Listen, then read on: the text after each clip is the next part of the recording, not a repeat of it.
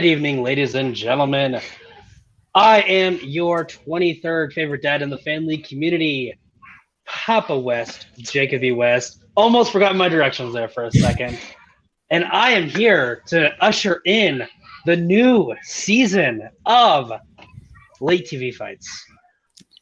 We had a great debate kingdom, great tournament leading up to the championship, a great championship match between Hot Fuzz Joe Farrelly and then Jacoby, forgot my letters there too, the Barbarian or Blockbuster, whichever nickname he wants to go with, Bancroft. And we had a winner from it. I'm not going to spoil it, even though the match was a month ago, and you should have watched it by now. Just kidding. I will spoil it eventually. Because Joe Farrelly walked out with the championship. And now, because we like testing our champions, we need to find him a competitor for the newest pay-per-view event, whatever you want to call it, Scratch and Claw 2, coming out here pretty soon. So, in order to find Mr. Farrelly a worthy competitor, I brought in two gentlemen who are both debuting, but are definitely gnashing at the teeth, foaming at the mouth, and then a couple other COVID-19 sickness. Oh crap! What's the word? It's the worst thing ever. Whenever you think of a word and tip of the tongue syndrome.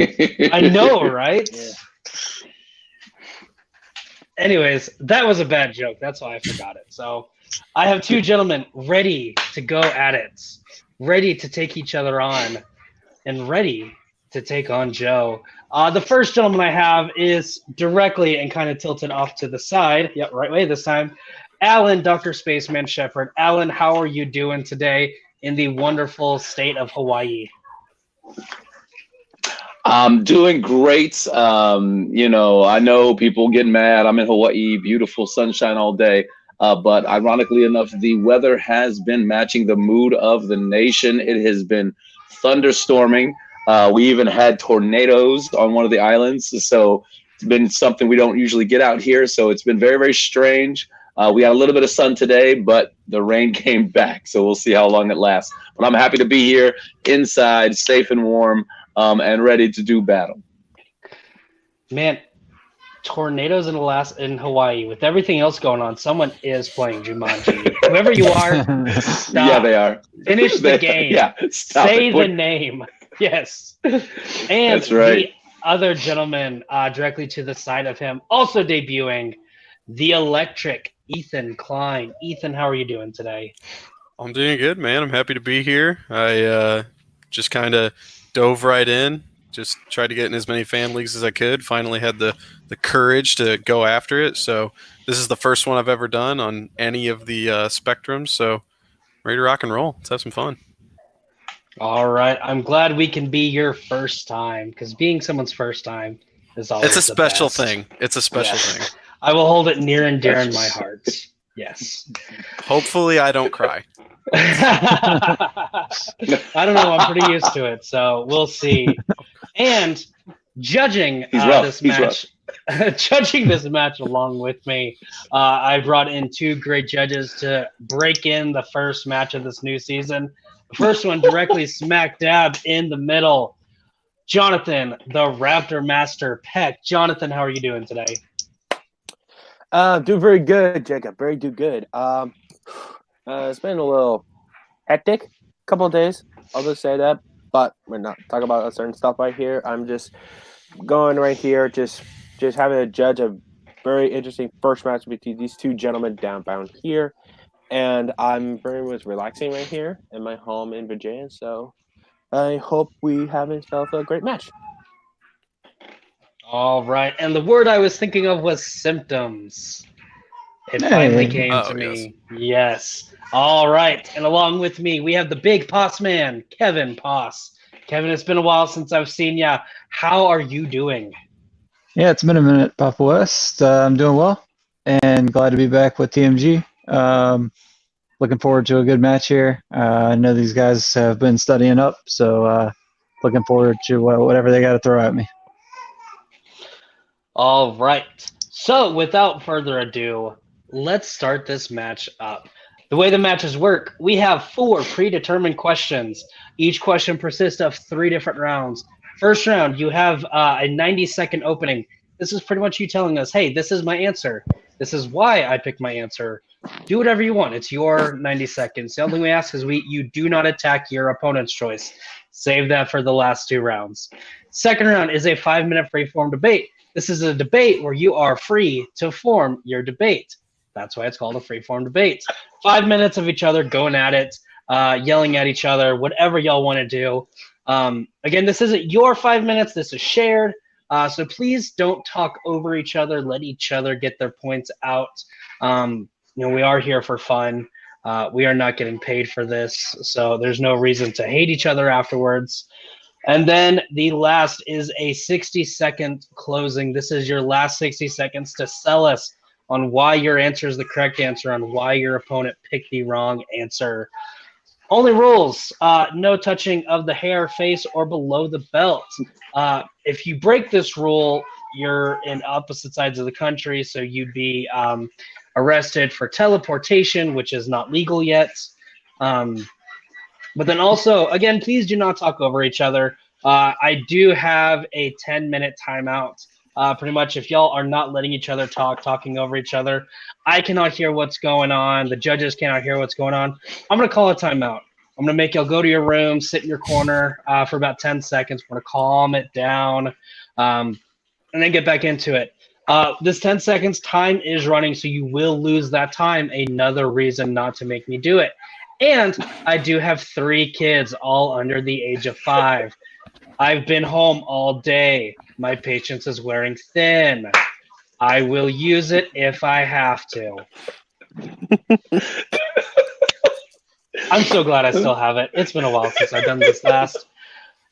And then after the 3 rounds, we will go to me, Jonathan, and Kevin to pretty much judge y'all, see what answers we liked, what points were said that were good, what counters were said that were good, and we'll award a winner. First person to 3 points win. Now I know what you're asking. Jacob, you said you have 4 questions. There's a possibility that one person could have 2 and the other person could have 2, so no one gets to 3. What happens in that moment? Well, because, we're all American. Yeah, I can make this joke. We're all American and do not do participation trophies. We have to have a winner. I have a speed round question and a speed round that we will break down if I have to get there. Don't worry. Our overtime actually has a finish, unlike the regular season NFL. We will have a winner at the end of this. So, without further ado, let's get into it. Starting off with question number 1. And question number 1, showing up at the bottom of your screen right now. What is the best episode of the Newsroom? Of course, with late TV fights, we did offer a new rule saying each competitor can pick a TV show to use as a strength for your first 2 questions. Ethan, this is your strength of the Newsroom. So we are going to start off with you. You have 90 seconds to open up this debate and tell us, what is the best episode of the Newsroom? Time starts when you start talking. All right, so the best episode of the Newsroom, to me, this is directly linked to the creator of the show, and that's Aaron Sorkin. And the best thing about Sorkin to me is how he is able to meld drama and comedy together. Every time I watch something that Sorkin writes, whether it is The Newsroom, West Wing, Moneyball is maybe my favorite baseball movie of all time, Steve Jobs, all of these things that he does, Social Network, it's these overly dramatic things, but then suddenly you're laughing and you're not really sure why, but it just feels so real and you can connect so well to the people on screen. And for this episode, it's such a dramatic thing. It is the revelation that Osama bin Laden has been killed, that we got bin Laden. And that's already one of those moments. You hear it, you're like, I know where I was at when that happened. How are they going to tell this story? They tell it in such a beautiful way. They do so much character development throughout this, which is another thing that Sorkin's so great at. You get this walking and talking, there's so much dialogue, but there's so much growth in that dialogue and in this episode, you build up relationships that you didn't even know were going to be a thing. They set the building blocks up for relationships that pan out multiple seasons down the road. And you can go right back to this episode and say, that's where that started. I know exactly where this began. And encapsulated in all of that, our main character is high. He's whacked out of his mind, which creates so much comedy that we'll get into in the 5 minutes. So what's the best episode? The one that blends drama and comedy the best. 5-1. Time. All right, so Ethan, starting us off with the killing of Osama bin Laden. Alan, you have the same 1 minute, 30 seconds on the clock. Time starts when you start talking. My favorite episode is the very first episode, episode 1, We Just Decided To. And that is because I agree that Aaron Sorkin is an amazing writer and has a very unique, beautiful way of blending the drama and the comedy. But his signature trademark is his dialogue and the rapid fire pace at which the dialogue is A, delivered, B, taken in, and acted by the actors. Just like Shakespeare. Shakespeare, his writing, the actors really didn't have to do much but say the words. I think Sorkin economizes words and does the same thing. All the actors really do have to do is say the words, and the what they're thinking, how they're feeling about everything comes out beautifully. And the first episode of Newsroom starts us off with, why is this important? Why is a newsroom important? Why is it important for the people to get the truth? And this episode encapsulates why it's very important for this to exist, for this anchor to have this transition that I just disappeared, from being just somebody who wants ratings to being somebody who needs to tell the truth to the people in the right way.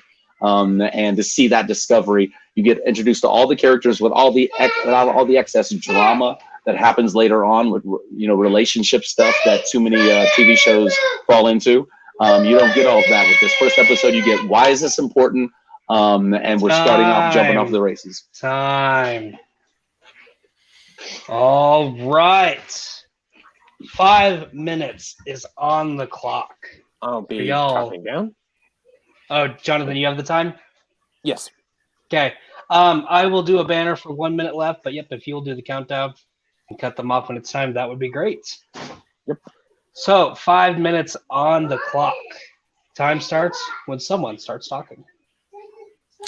So I would just say, I agree with everything you said, and I think the difference here is that the pilot gives us the premise. The pilot is what gets the show made, and I agree with you. It does show why it needs to happen, but no one's at their peak yet, and especially the main character, which this is his story. This is Will's story. He doesn't buy into the idea of we need to do this until, I believe it's the 4th episode at the very end. Right at the very end, they come in, they're trying to get him to report something. He won't do it. He says, no, now I'm here. We're going to do this show the right way. He doesn't become that character until later in the season. So while you get the premise that is so important in the first episode, none of those characters are at their peak because none of them have grown on screen. Yes, I think the power of that, especially of Sorkin, is his ability to capture the way that people are feeling about current events. And I think that's some of the strongest stuff. The strongest stuff in West Wing was the political aspects, not the relationship drama. And I think that a lot of it got bogged down, particularly in episode 4, because you get a lot of that relationship drama between the secondary characters that to me just isn't that interesting. It's more important to see how Will is taking in the changing dynamic of this newsroom. Him and Mackenzie's relationship is kind of secondary to how they're going to work together about their political differences and their way to tell those differences to the people. And I think that stuff is captured perfectly in that first episode. And it's throughout the series, but I think there's a little bit too of that personal relationship drama with the will she or won't she with Maggie and the two guys. Some of that stuff starts to boil up a little too much in the later on episodes. And Sorkin is great with dialogue and are blending comedy and drama, but a lot of the writing in episode 4 is a lot of cheap laughs, a lot of cheap, Will is high laughs, ha ha ha. And I think he's smarter than that. I think he's better than that. And I think he demonstrated that stuff better with Sam Waterston's character and his being drunkard and his being high in later episodes and other episodes. I think episode 4, they captured the drama of what is this information we're about to get and about to give, but a lot of cheap humor, a lot of easy humor, which is frankly below Sorkin's ability. So I actually agree with 2 things you said, and I think those are actually points to why 5-1 is the best episode. The first thing, he does do a really good job of connecting current events to the public and his audience, which is why telling us the story of these people finding out about bin Laden hits home so hard, because we all remember that exact moment, and now we're seeing it through this newsroom's eyes. The second thing is Sam Waterston's character. I think that character is written perfectly after the first episode. I think in the first episode, he does come off as kind of a drunkard with those cheap laughs. Oh, I drink too much. Yes, I'll have another whiskey after my friend and I just had this argument and I'm clearly drunk. That's fine. Where we learn about Sam Waterston's character is in 5-1, where he goes telling a story about, look, I know everyone here wants to break this. I know we all want to tell the American people we caught bin Laden, but 20 years ago, I reported a story too early and it cost Americans lives. And now I want to be a better person for it. We don't really see, it's all surface level with Sam Waterston until we get to this moment where he says, yes, this is important. We need to wait because I want to be better and I want you to be better. This is that moment we're going to have this, guys. We're going to take a beat before we tell the American people something this important, because we are better than just chasing a headline. So I agree with you. I think we just don't see those things until 5-1. I think we do see those things through a couple of the other episodes with episodes previous to that, especially this first one with Jane Fonda's character and Reese, with the father and the brother, the son and the mother, and how Sam Waterston is willing to fight and what he's doing to try to get Will to the position he wants him to be in. I think it is a great character moment for Waterston to take a step back and realize, okay, maybe we have to take this beat. But I think we see how he made that decision in episodes previously. If 5-1 was just the first episode, we wouldn't have got the backstory for that. And we wouldn't have got the why he even made that decision, why it was important for him to put Mackenzie with Will. We see that in the first episode. We see everything we need in that first episode. It's the economy of the first episode. And I think the BP disaster was a much bigger, quite frankly, it had a bigger impact on the American people than the Osama bin Laden killing. Because it dealt with economic things. It dealt with so many other things, especially the Gulf Coast, obviously, at the time. And I think dealing with that was perfect. Oh. Time, Alan. Oh, my goodness. When they said time, you need to shut up. All right. Jesus. Great opening. Let's get into the closing. But real quick before we move on, I just want to say, a good Papa West is nothing without his Mama Bear West. My wife is amazing, and she just informed me that I forgot to do something. It's like I haven't done this in a while. We do have one more rule, and the reason I'm bringing it up now is because it follows the closing or the opening. You do have one minute extension. I haven't thought of a clever TV name for it yet. Once I do, it'll be awesome, and we'll start referring to it as that. But pretty much either in your opening or your closing, if you want, you have 1 minute you can add to your time. We do ask, please do it before you start debating, or if you're just starting it, say, hey, I want to add the debate. I want to add a minute. I'm a nice guy. I will add it for you. Basic thing is, if you have 10 seconds left and you're like, oh, I have 10 more points I need to do, can I add an extra minute? No, that is too late. So you do have, at your discretion, whenever you want to use it, an extra 60 seconds to use whenever you want to. So with that, now let's roll into our closings. Ethan, we started off with you, so Alan, you are going to start us off with the closing. 60 seconds to fully sell us on why, because we chose to, is the best episode of the Newsroom. The Newsroom was a really great series, fantastic series, and there were very few weak episodes. 5-1 is a very, very good episode, but that first episode just really encapsulated everything the series was and showed you how it needed to be scene. Every episode was important, but this was why it was important. You're building an amazing dynamic between what is truth, who are the people that tell us the truth, and what is the medium that tells us the truth. And you get all of that with that brilliant, amazing monologue that Jeff Daniels' characters does at the very beginning of the show. It's probably one of the better monologues ever on television about what he really thinks of America and the perception that people have of America, and that America, yes, is great, but can do better.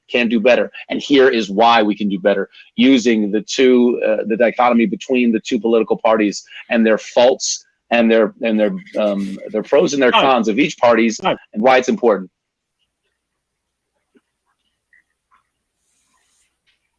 All right, now moving on to Ethan. Ethan, you have 1 minute to close us out on this first question. Time starts when you start talking. So I just want to leave you guys with this. I don't want to repeat myself with other points that I've already made. Something so great about great series are the little moments, the little characters that you kind of forget about, and when you see it, it's just something beautiful. Terry Crews is in a few episodes of this show. He's in this episode. He's chasing a high Will around. You think it's this just kind of Scooby-Doo, like, why is he following him around? This doesn't make sense. And at the very, very end, you remember Terry Crews served in the military, and these police are chasing him because they think he's trying to hurt Will because Will's high and saying crazy things.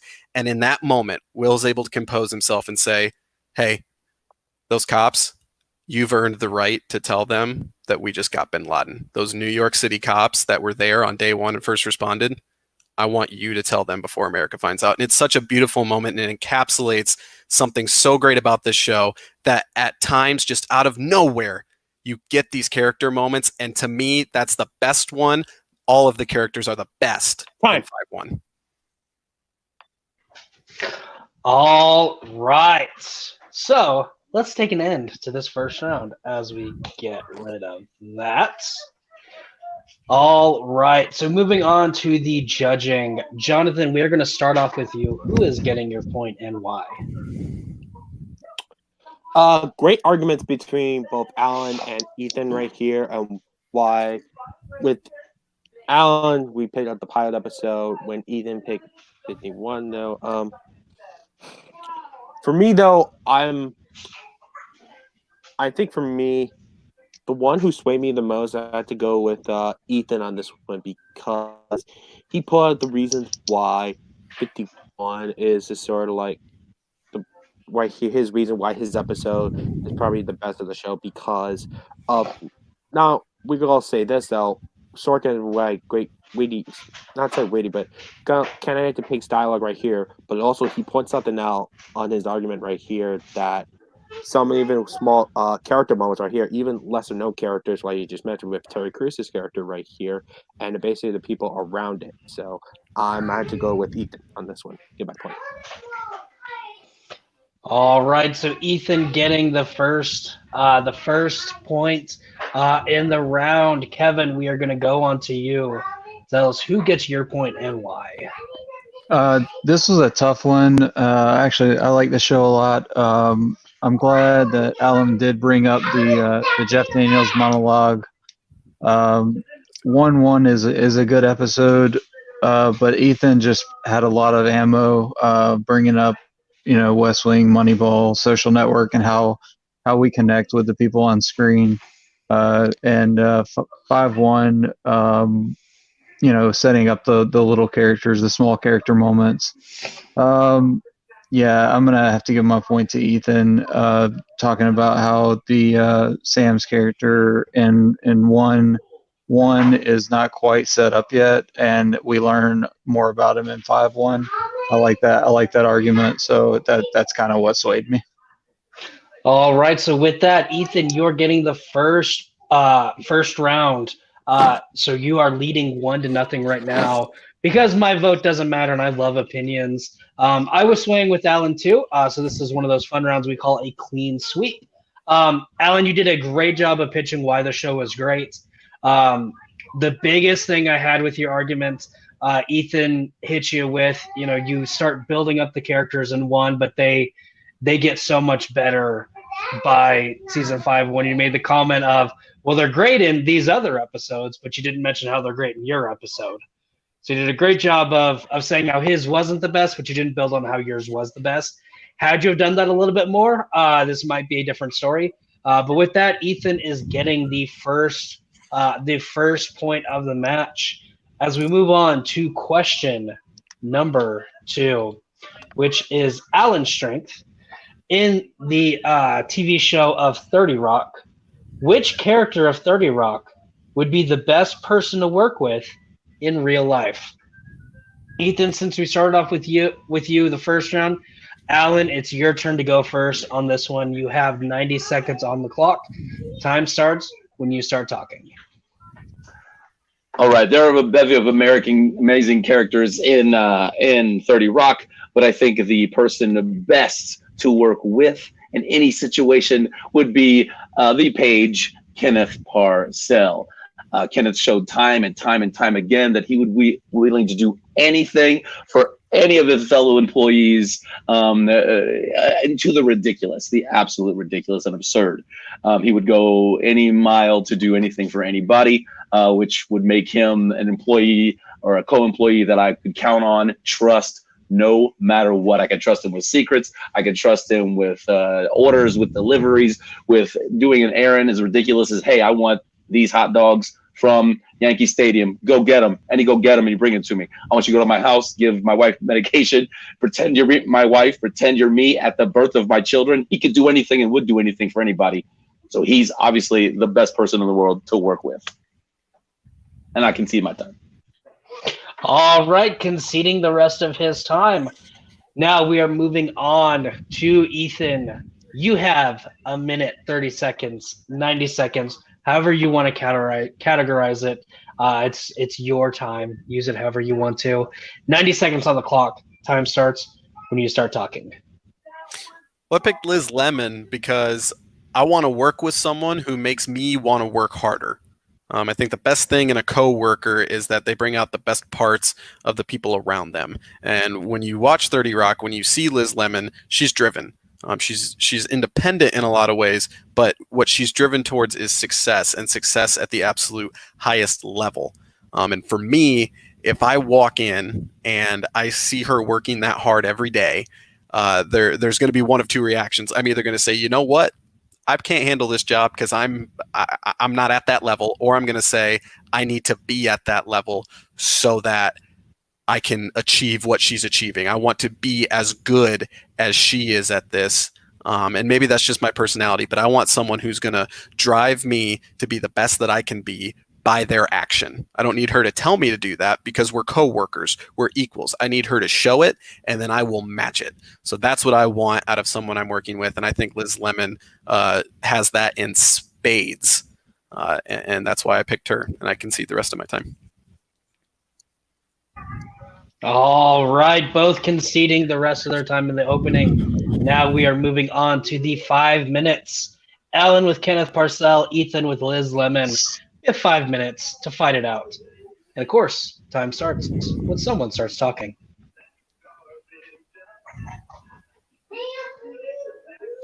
And Alan, we'd be able to hear you if you were not muted. You're muted, man. I'm muted.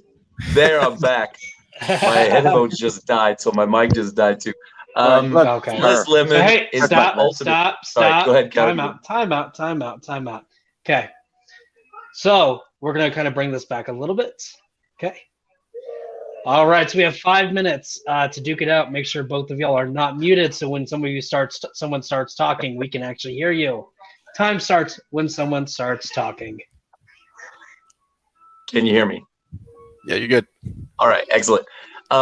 Liz Lemon is a micromanaging queen. She, time after time, showed that she would just take anybody's idea and make it match her idea. She was the one that had to come up with all the ideas, the way everything was going to work.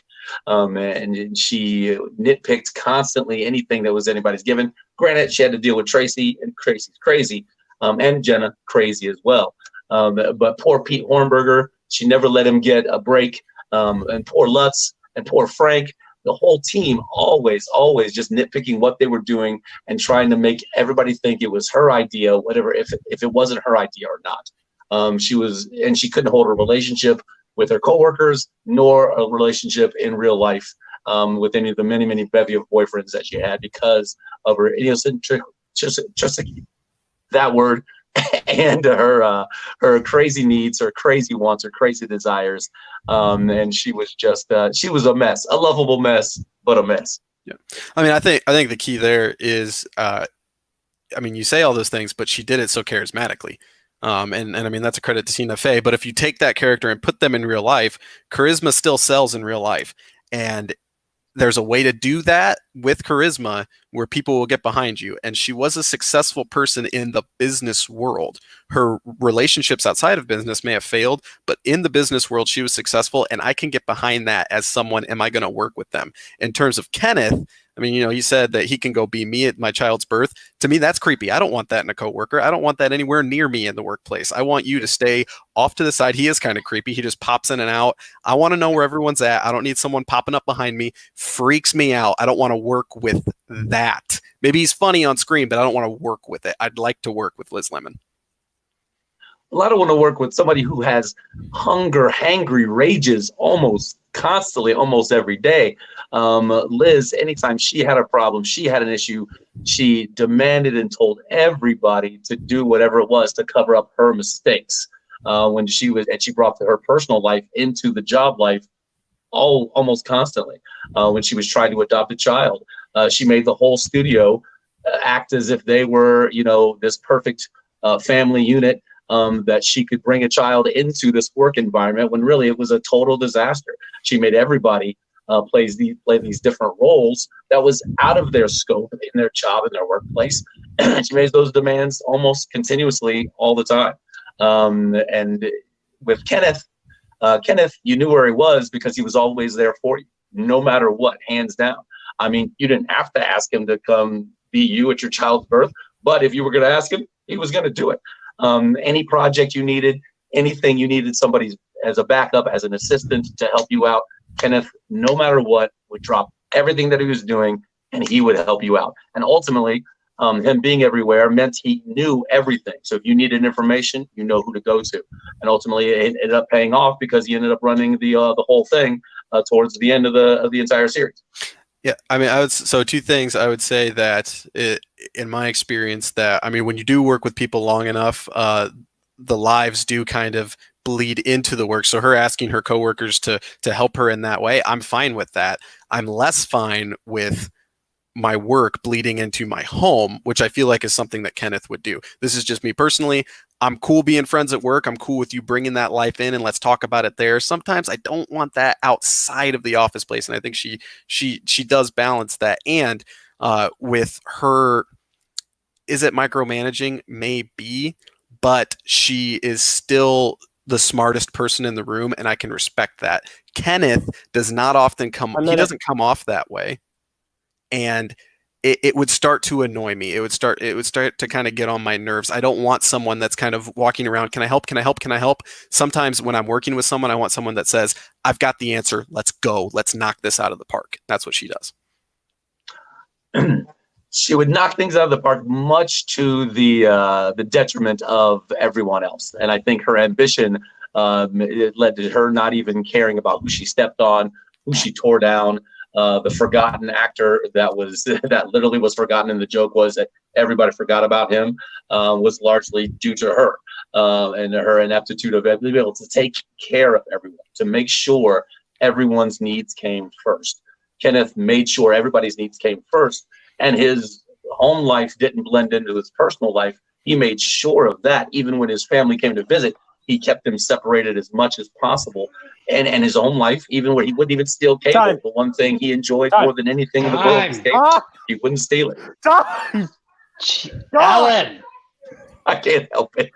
Alan! I'm sorry. I feel like that raptor in Jurassic Park 3. Alan! Alan! Or one of those annoying groundhogs. Alan! Yes.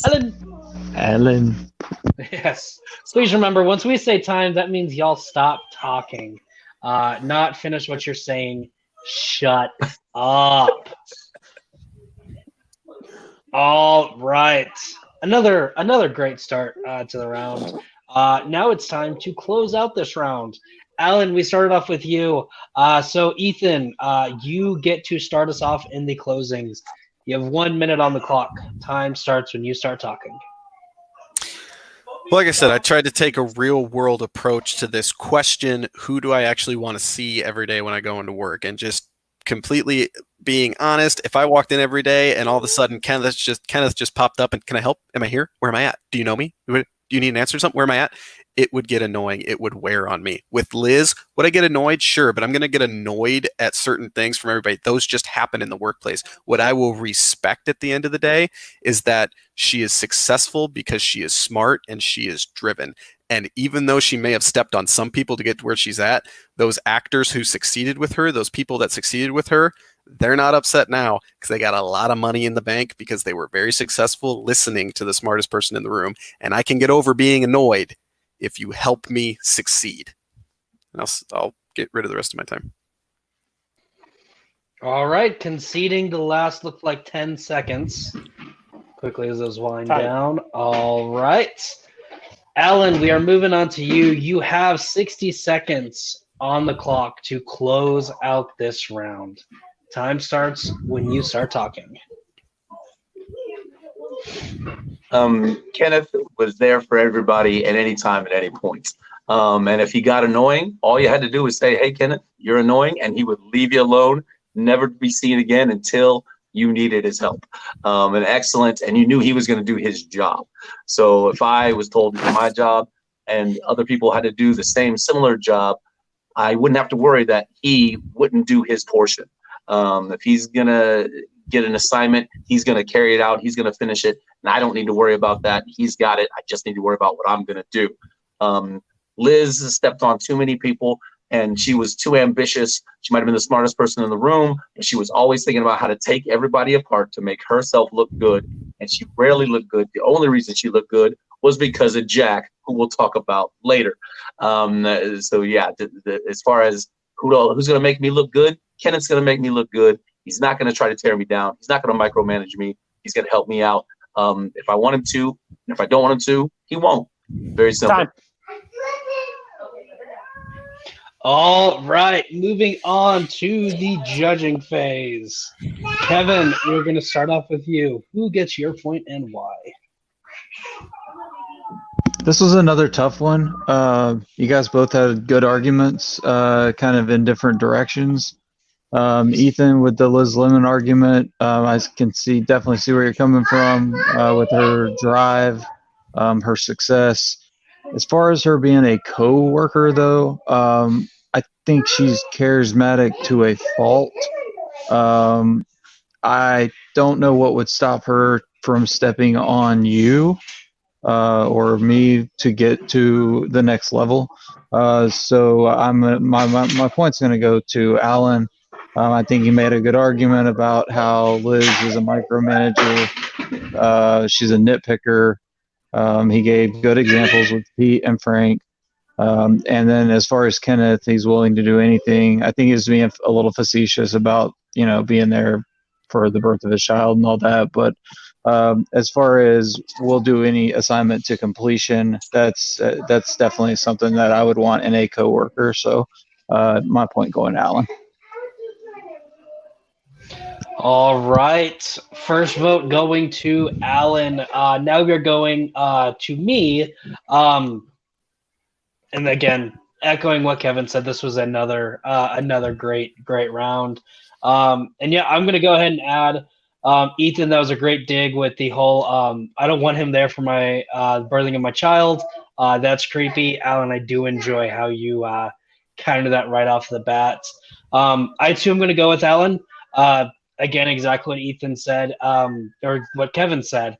They're both going to get their stuff done. It's just Liz is going to make herself look good, but step over you doing it. And Alan really sold me, especially with the closing, saying that, hey, he's going to get his stuff done. He's going to make me look good, which is definitely a huge plus. I also like how you were able to counter the whole him being annoying. Hey, just tell him he's annoying and he'll leave you alone. That was another good counter. So with that, Alan, you are getting that point and tying it up to 1-1. Jonathan, just because, again, I like opinions, who were you leaning to on this one? Same thing as both of you guys. My point would have gone to Alan also. It just basically my same thoughts. So that's it. Okay. All right. And with that, again, getting this out of here, we are moving on to question number 3. And question number 3 is, what is the most iconic TV cop show? Alan, we start off with you with question 2, which means Ethan, you are starting off question number 3. You have 90 seconds on the clock to open up this argument. Time starts when you start talking. So I just want to start with 52 primetime Emmy nominations.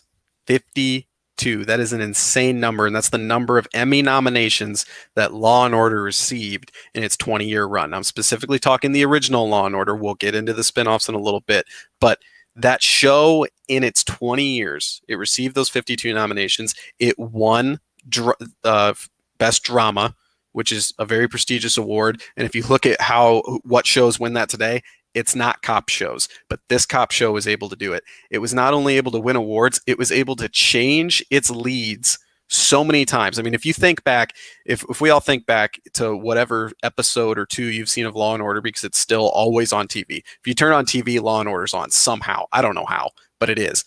It's a different lead every time. They changed so many times over the 20 years. Why did it stick around? Because it was so real. People were able to just see just the true story of these lawyers and these cops. We're talking about cop shows. It's Law and Order. It is the story of these police officers. You get to see so many different ones, how they do their jobs. You get to connect with them through these stories, and all of these different actors that were able to do this over so many different years.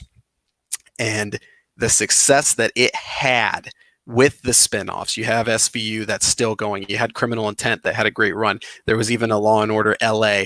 And because of that success, how many other shows have we seen? NCIS, CSI. Oh, let's have a flagship show. Okay, let's spin off. Law and Order was able to do it. Maybe we can do it. And we've seen shows have this success. TV shows want to be as good and have the longevity, the iconic level that Law and Order had. And I'll finish my opening remark with this. When I said Law and Order, you heard that sound. I know all 4 of you heard that dun dun. You all heard it. We all know what that is because that show has remained such an iconic staple in cop TV. And I'll concede the rest of my time. Conceding the rest of his time, Ethan, get out of my head. Because, of course, as soon as you said Law and Order, dun dun. All right, Alan. 90 seconds on the clock to open up your argument. Time starts when you start talking. All right, I chose the iconic Hawaii Five-0, a show that was so good in its initial run that they needed to revamp it, reboot it, and bring it back. And it went to its 10 seasons, 10 seasons strong, because it was about a cop. When we think about cop shows, we want shows about police officers that we follow them the whole time. We follow them through their stories as they're dealing with being a police officer. The first episode of the new Hawaii Five-0 was very, very specific to Hawaii, which was kind of amazing and unprecedented for shows because not a lot of people know a lot about Hawaii and a lot of things that how two cops that are not from Hawaii have to deal with being cops, being police in Hawaii.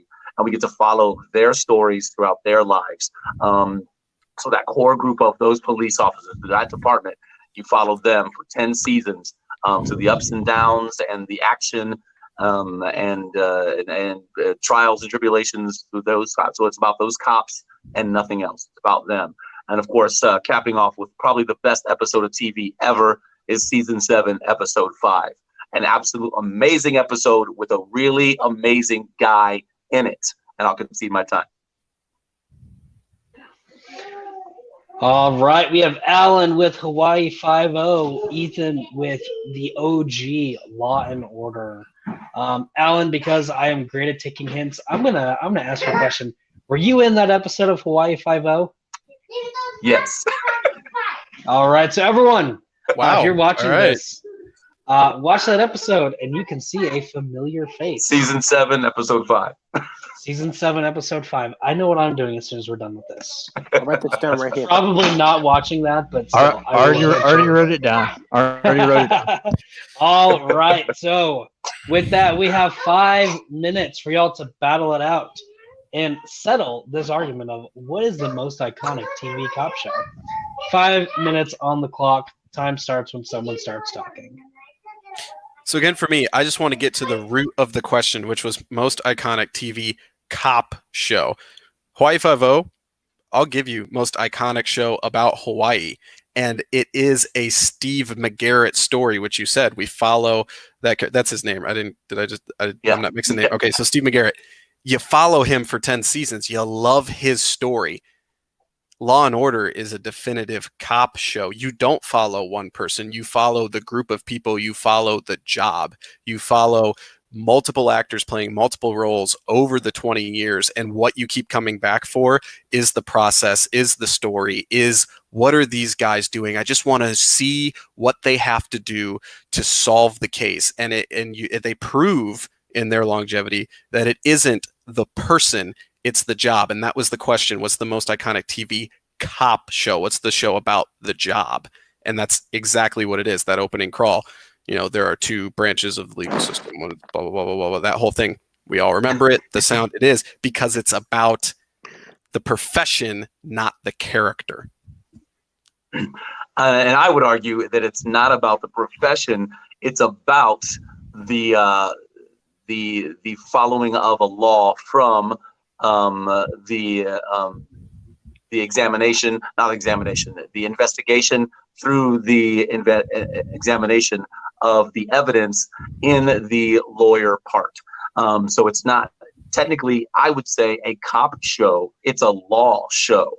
And you cannot have just the cop story. You have to have the lawyer story. And of course, every single episode was split evenly with the procedural of the cop's procedural and then the lawyer's procedural. So it is a good show about the law, but not about cops. Because even though you're following different cops, different characters coming through, it's always about the procedure. The ingredients were always the same every single episode. You follow these procedurals here, and then you're going to follow these procedurals here because you're following the law and not the cops. What Hawaii Five-0 did was about a cop's story, a group of cops in this precinct and following their stories. It just happened to be in Hawaii, but it could have been, Chicago PD. Oh, well, there is a show called that, but it's about the cops, nothing else. Just the cops, their story, and how they're dealing with the trials and tribulations they have to deal with on a day-to-day basis. So what I would say to that is, yes, Law and Order does show you the law side, the lawyer side, but in all of those episodes, what happens? The cops still have to come back. They have to testify. They have to be a part of that because a cop's job, even though some other cop TV shows make you think, oh, they catch the bad guy, they slap the cuffs on him, they move on, their job's over, they're on to the next case. That's not true. That's not how it works in the real world. They have to be a part of that trial. They do have to testify. They have to show, hey, we did our good work to the judge, to the jury, to everybody. We did this the right way. Please, now you have to convict the person that we investigated. So the reason Law and Order is still a cop show through and through is because we finally, when we've never seen it before, we see the entire process that the cops have to go through and invest in to get from the investigation to the conviction, not just, well, we slapped the cuffs on him, so it's over. We see that whole thing, and that's what keeps it as a cop show, even though the lawyers are main characters, the cops are still present in that way. I would say, again, it's a very good argument for, again, the law, a show about the law and the many attributes of the law. That hence the title, Law and Order. But as far as you want to deal with see what the cops go through on a day-to-day basis, how it affects them. With the Law and Order, we don't see how anything affects the cops. They have to come and get some follow-up questions. Sometimes they have to go on trial, but we don't get to see how does that affect them. How does that affect them in their everyday life? As a cop, as me, somebody wanting to see a show about a cop, I want to see what all does that take, and how does it affect that individual? How does it affect these groups of individuals? Whether it's not just investigating a crime scene, it's having to deal with the burden of the families that were involved in that, and having to take that home. The negative stereotypes when something happens to another cop in another part of the country, how's that going to affect me as a cop? I want to see all of that when it's about cops and not just the law. I would just say we've seen Steve McGarrick's story 100 times in Chicago, in New York, in LA, all that different things. We've seen cops dramatize their job. This is the first time we saw the real beginning to end story of a police officer investigating and convicting someone. Time. All right, time is up. Alan, that is how you end a 5-minute debate. As soon as someone says time, you quit talking. All right. What, Jonathan? Do you have issues with how I run things? No. I was gonna say, like, when the time is up, you shut up. Here's my new motto. Once the time is up, shut up. Yes. All right. So now we are moving on to the closings. Alan, since we started off with Ethan, we are starting off with you on the closings. You have 60 seconds to sell us on Hawaii Five-0 is the most iconic top TV cop show. Time starts when you start talking. I think it's the most iconic TV cop show because it's about a cop. Not just one cop, but a group of cops. It's about a police department. So you get to see all of these cops and how they deal with the incredible pain they have to go through, the triumphs when they do better for their communities. You get to see all of that, how they interact with the public, how they interact with other departments of service departments. You get to see everything that it takes to be a cop, to be a police officer. You get to see all of that in one episode. You get to see all of these different things, and not just the following of the law, but of the cop, who they are as a person, their peers, their enemies, their friends, all of these things, how it affects them, and the job of being a police officer as being a cop. And I'll concede my time. All right, conceding the rest of his time. Ethan, we are moving on to you to close this out. You have 60 seconds on the clock. Time starts when you start talking. Iconic means that it left an impact. Let's talk about impact. The amount of guest stars that Law & Order had over its run. You have people like Sarah Paulson, Idris Elba, Philip Seymour Hoffman, Jennifer Garner, and even Robin Williams. You want to come in and be a good guy? No. You're going to come in and be a murderer. You're going to be a terrible person or a drug dealer. You're going to have 10 minutes of screen time, 5 minutes of screen time. Okay, we're in because it's Law & Order, because this show means something, and we want to be even a sliver of it because of how great this is. And a lasting impact, think all the shows. Dick Wolf has had an entire career. Why? Because he was innovative enough to create Law & Order, have the spinoffs, have the Chicago network now, Fire, PD, Law, however many they have. Why? Because he started with Law & Order, and we see the impact, not just the 20 years Law & Order ran, but now 30, 35 years later, all the shows still on TV because, that's why they're all there. All right, and with that, we are moving on to the judging stage of this round. With that, we are going to start off with me. I get to go first. Alan, I do want to say I really applaud what you did in that round. And anyone watching it, this is a great lesson you will learn. Alan, you said something that Law & Order is not a cop show, but then proceeded to why it's not a cop show. Too many of these debates, I've seen people say, well, your answer isn't an actual right answer, so your argument's invalid, and just end it there. Fun fact with debates, if the judges accept your answer, it's technically an answer. You have to do something a little more than just say, hey, that's not an actual answer. Alan, I really enjoyed how you said that it wasn't an answer, but then gave me reasons why. Unfortunately with that though, Ethan, I am going to lean towards you on this one and give you my points. You were able to counter that and saying, well, yes, it is. You know, you do see the lawyer side, but you also see the cop side. You see something that we never see with cop shows. And then also with your whenever you said we've seen the story of Steve McGarrett hundreds of times on other shows.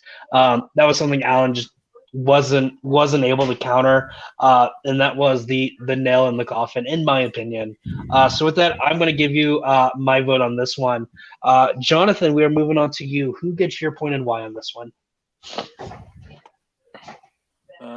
I will give my point to Ethan as well because he put out the reasons of why his show had a lasting impact where it is, and thinking cop shows around that point though will become after Law and Order when it came out. So I had to go with Ethan on this one. All right, and with that, Ethan takes the point and is up 2-1. Kevin, who were you leaning on this one? Surprisingly, I was actually leaning towards Alan. I didn't think I was going to go that way. But he had a lot of good arguments about how Hawaii Five-0 is a show about cops, about how it's about a police department and everything it takes to be a cop, the triumphs, the downfalls, and about the more he talked about it, the more I thought, that is a cop show, and Law and Order is kind of split evenly. So I was leaning towards Alan, but I see you guys win. All right. So we are moving on to the final question. Ethan, you are currently winning 2-1. So if you get this point, it's game. Alan, it's do or die for you. If you have to get this to keep going to have a chance and move on to the speed round. So with that, let's get into question number 4, which is, who is the best TV boss?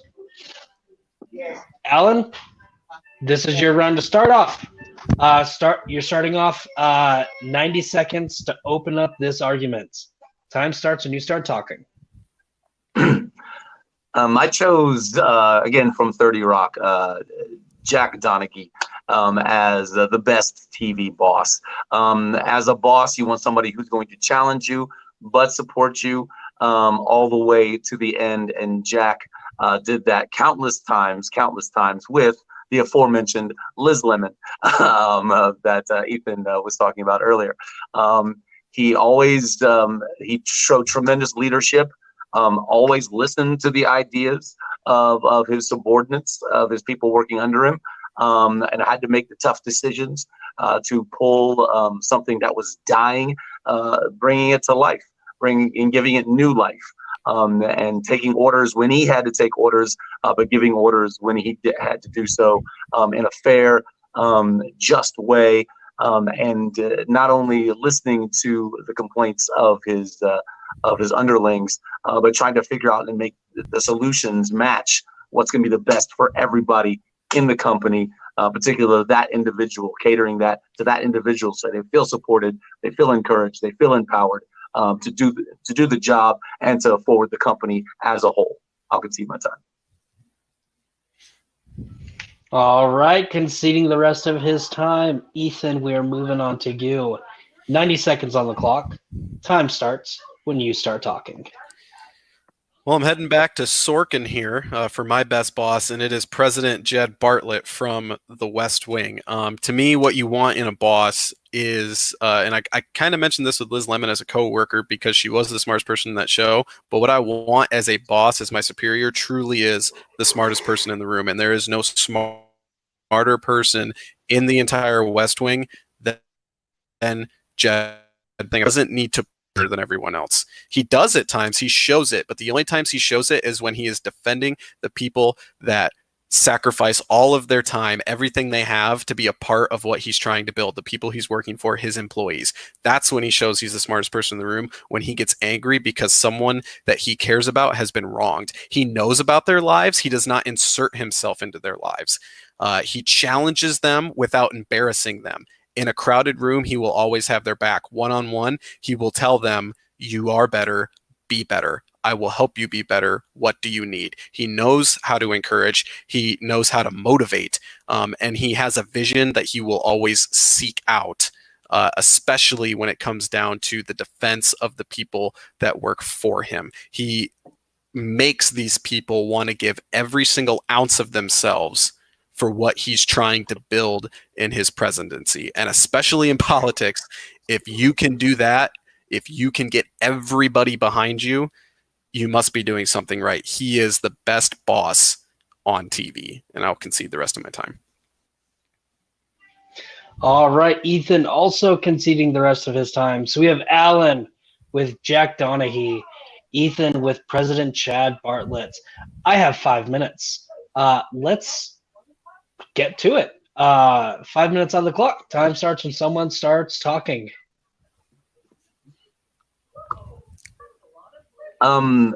Okay.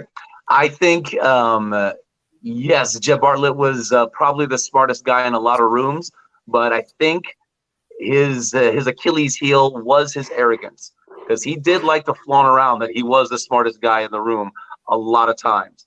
And I think a lot of stress could be lessened on the employees, because he was very pragmatic in his, it's my way, this is what I want to do, and you have to convince me to change my mind. And sometimes I'm not going to change my mind until enough time has passed where he's letting these employees stress out so much about these big important decisions that they should have a say in, that he's not going to budge until they've already gone through a lot of the stress that it takes to come up with these other alternative methods of doing something. I think a lot of stress could have been relieved from his employees if he would have just conceded, or at least let them know he was considering their decisions a little bit sooner. I think his pride got the better of him a little too much, and I think he held on to grudges a little too hard. So I would actually argue he's the least arrogant person in the entire show. You have every single episode, there's a meeting in the Oval Office with the main members of his staff. What are we doing today? What do we have to do? What do you guys want? What do you guys need? Then there's also secondary meetings with his chief of staff, Leo McGarry. And there's multiple times, especially early on in the show, where Leo comes in, puts his foot down and says, Jed, you're the president. We need to do something. I'm telling you that things are going this way and they need to be going this way. It needs to be fixed. And he doesn't tell him, you're fired, get out of my face. He takes a step back and remembers he didn't even want to be president. He didn't want to have anything to do with it. He didn't believe enough in himself. He specifically says the country will never elect a Democrat from my state who is an economic major to be president. I don't believe that. And the people around him remind him, no, we believe in you. You need to go do this. You are good enough to do this.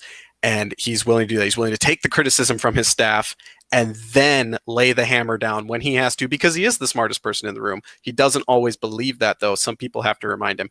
That's the sign of a great boss. You take the advice from the people below you, then put your voice out, and you're willing to take the hits back on you.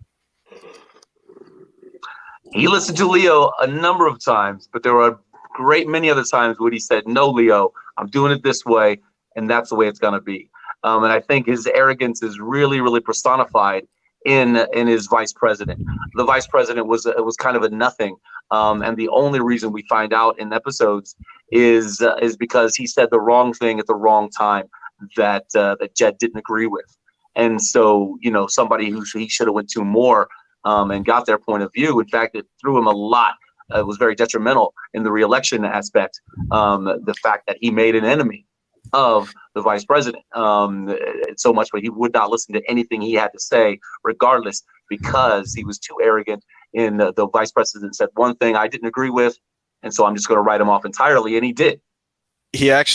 They say he specifically picked his vice president because he has an illness that could make him leave office. And he felt, even though they disagreed, Hoynes would be the best choice to run the country if he were not the president. And that to me shows no arrogance at all. It actually takes a lot for a man to say, you and I disagree on a lot of things, but I want the country to be in good hands. Should I not be here? And I do want to also talk about your option. We don't need to just talk about Bartlett the whole time. This is the best TV boss. And I'm thinking, who do I want to work for? He's hilarious. I love Alec Baldwin. I would murder him if he was my boss. The things that he says to his employees are beyond 1 minute. not okay. I was just watching some clips, and my girlfriend was in the room with me, and he's openly saying to Liz Lemon, "You look like you haven't gotten laid. Look like you haven't even been groped in the subway."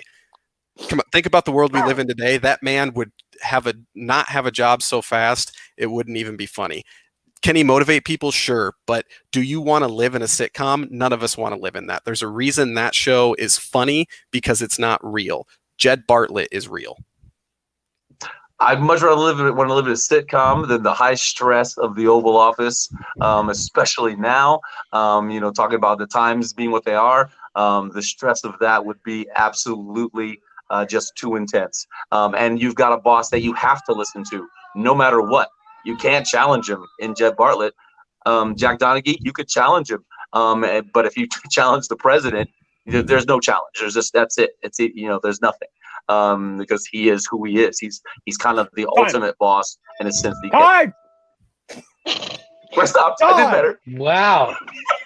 Jonathan. All right. So it is time for the closing. Alan, we started off with you, which means you will finish the closing. Ethan, you have 60 seconds on the clock to sell us on who is the best TV boss. 60 seconds on the clock. Time starts when you start talking. At the end of the day, I think Jack Donaghy would just as quickly drink his weight in whiskey as he would actually accomplish his task for the day. I don't want that as a boss. I want someone responsible. I want someone that'll have a real conversation with me, not try to make a joke at my behalf. Would in this presidency? Absolutely not. I don't want to work in the White House. But that's why it's a TV show. That's why Jed Bartlett is such a light. He's the president we wish we had, because he will listen to other people. And I've shown time and again that he is not arrogant. He's willing to listen to his staff. He's willing to show the people that work for him, you sacrifice for me, I will sacrifice for you. I will go to bat for you time and time again. All I ask is you give me everything you have, and I will always be there for you. And I'll tell you right now, I wish I had that boss. And I think we all have had plenty of bad bosses in our day. We wish we could say at the end of the day, no matter what, they have our back. They'll go to bat for us. And Bartlett did that time and time again, and never at the expense of someone he worked for just to make a laugh. I'll concede the last 2 seconds. Time. All right. Alan, we are moving on to you. This is the last 60 seconds of the match, unless you can win this point and move us on to the speed round. 60 seconds on the clock to close this out, to get the point, to move us on. Time starts when you start talking. Because we spend so much time at work, almost more time than we spend with our actual families, I want to be around somebody who is willing to be brutally honest with me, and can know what I can take and what I can't take, can know my limits, know how to push me to the limits, to make sure that he's always got the company and my best interests foremost, so that we can push forward together to make this company work.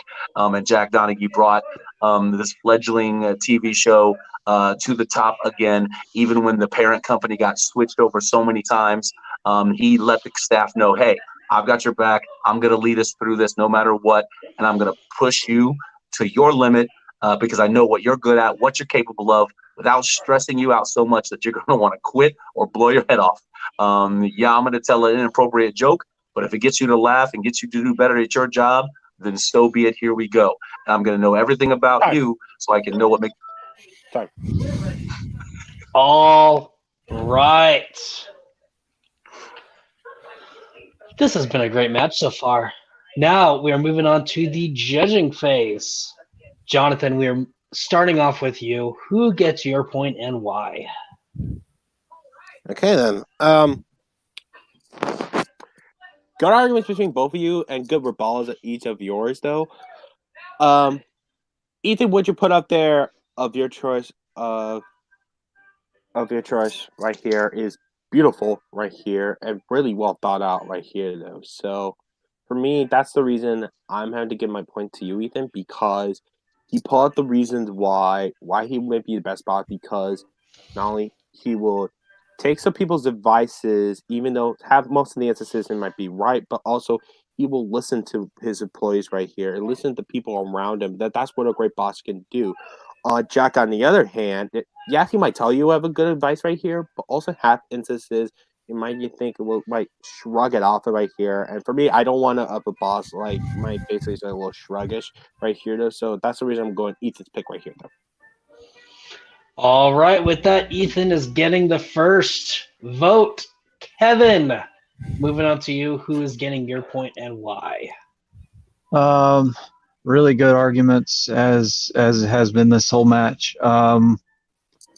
This is a tough one because what I would personally like to have is not what I'm going to go with. Personal feelings aside, I would personally like to have Jack Donnie as a boss just because he's funny. He does support people. He's a listener. But Ethan brought a lot to this argument, and I feel like that put Alan on his heels. And he was just having to argue against the West Wing show the whole way, saying he's, the main thing that makes me go with President Bartlett is Ethan said, he doesn't insert himself in public, challenges you behind the scenes. And he doesn't need to flex on people. So my point going to Ethan. And with that, and your winner, the electric Ethan Klein. Me personally, I was leaning the exact same way to Ethan. Although you almost lost my vote due to technicality because you almost didn't bring up Alan's pick at all during the 5 minutes. Thankfully, you were able to, in the last minute and a half, say, no, we're going to talk about your pick too. This was another great round, but Ethan would have also gotten my point with that. So with that, Ethan, you won this match. You are starting off your late TV fight, your TMG, your fan league career 1-0. How are you feeling about that? Feeling good. It's, like I said, it's just exciting to just get a chance to do it. I want to thank Alan. You brought it. It's not fun if you're not arguing against someone who has passion. It's not fun to just walk in and make it be easy. You definitely made it hard. So that made it super fun, and I was glad to just get started and get a match under my belt. All right. And with this, I don't know exactly who your next opponent is. I have a couple matches set up, and I'm going to have the winners take on each other, kind of build up a way to a number one contendership match. But with that, this is your first one to be a part of. You've judged one before. Is there anyone that you've seen or just know in the community that you're like, hey, I want to take that person on? Is there anyone that you're looking forward to taking on in late TV fights? The champ. I want to take on the champ, obviously. That's where you want to get. We're doing this for fun, but we're also doing this because there's a peak to get to. So that's where I want to be. Whatever I got to do to get there. Jacoby, I had a lot of fun judging that match. So I know he's a great competitor. That'd be fun if that's kind of the path to get to the top. But obviously the number one goal is whoever's got that belt. All right, Ethan taking shots at the champion in his first match. Talk about pride, guys. This guy thinks he's something. We'll see. I definitely look forward to seeing you in the future. Again, we are having a championship match here in the very near future. So we will have some good build-up. But I do look forward to seeing what you bring in the next couple matches after this. Now we're moving on to Alan. Alan, you weren't able to get the win on this, but you did a great job. If you look at the score, it's 3-1. Don't look at the score because it doesn't say how good the match was.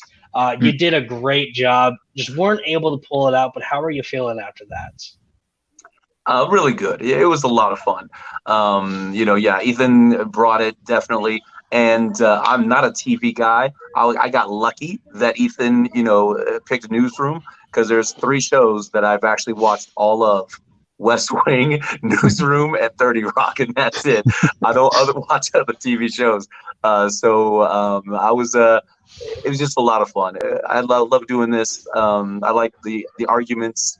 And Ethan, great job, man. I love the way you were able to keep it cool, listen to everything, and then bring it point by point. Yeah, I mean, I knew I didn't have a prayer. Once you picked Bartlett, I went, there's no way I got a chance at this because there is no better boss than Jeff. Yeah, so it was awesome. I always have fun with this, so I just appreciate being here. All right, I'm going to pose to you the same question I asked Ethan. Is there anyone in the world of late TV fights that you want to take on? Anybody. Don't matter. I just like arguing and having fun with this. I'd bring them all on. Anybody. Doesn't matter. All right. The open invitation, I will put anyone in your way. So, Sean, if you ever want to take part in late TV fights, I have a person to take you on. Kidding. Yeah. This person Yes. right here. I'll have something for you here pretty soon to get you back in here. All right. So with that, we are done. Ethan came out victorious and is moving on. Alan, unfortunately not victorious, but still moving on because this is not a tournament style. This is just a put people together, have them battle it out, and then move on to the next people. With that, I have been your 38th favorite dad in the family community. That has been Wrong Way. Jonathan Peck, the Raptor Master, Kevin Posovic, Postman, Dr. Spaceman, Alan Shepard, and the electric Ethan Klein. From all of us at TMG Entertainment, this has been Late TV Fights. And be sure to check out Hawaii Five-0, Season 7, Episode 5.